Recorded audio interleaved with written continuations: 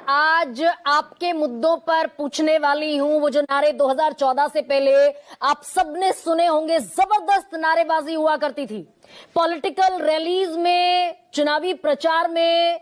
ये नारे लगते थे बाकायदा, बहुत हुई गरीबी की मार अब की बार मोदी सरकार, बहुत हुई बेरोजगारी की मार अब की बार मोदी सरकार। और पेट्रोल डीजल को लेकर तो एक कितना बड़ा हेवॉक था, बहुत हुई पेट्रोल डीजल की मार अब की बार मोदी सरकार की। अगर मोदी सरकार आ गई तो 40 रुपए में पेट्रोल डीजल बिकेगा।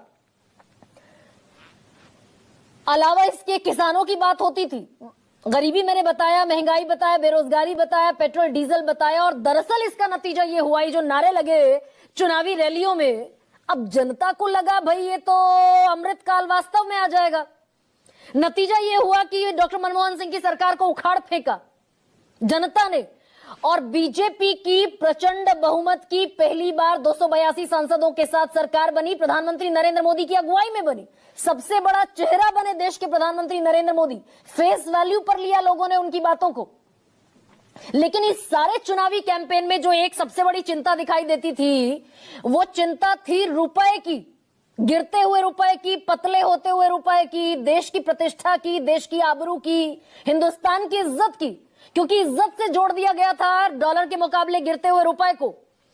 और एक नेता, बल्कि एक नेता का नाम नहीं लूंगी, कई नेता हैं बीजेपी के जो उस वक्त वेंकैया नायडू, रविशंकर प्रसाद, नितिन गडकरी, पीयूष गोयल, शाहनवाज हुसैन, सुब्रमण्यम स्वामी तो कहा करते थे कि एनडीए अगली सरकार अगर बनाती है, यानी कि बीजेपी और मोदी प्रधानमंत्री बनते हैं, तो 2 साल के भीतर रुपया मजबूत होकर 35 रुपए पर डॉलर हो जाएगा। वेंकैया नायडू कहते थे कि देश की सरकार पंगु है।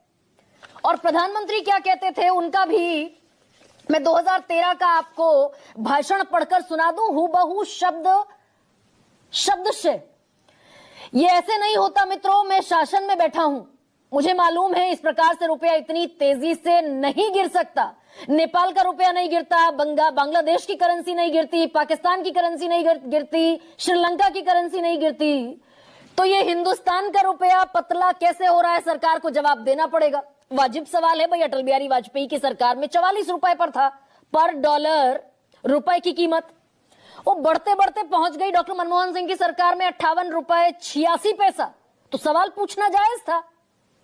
प्रधानमंत्री कहते दिखे कि दिल्ली सरकार और रुपए के बीच कंपटीशन चल रहा है कि रुपया जिस तेजी से गिर रहा है, किसकी आबरू कितनी तेजी से गिरेगी, सरकार की आबरू गिरेगी या फिर गिरेगी रुपए की।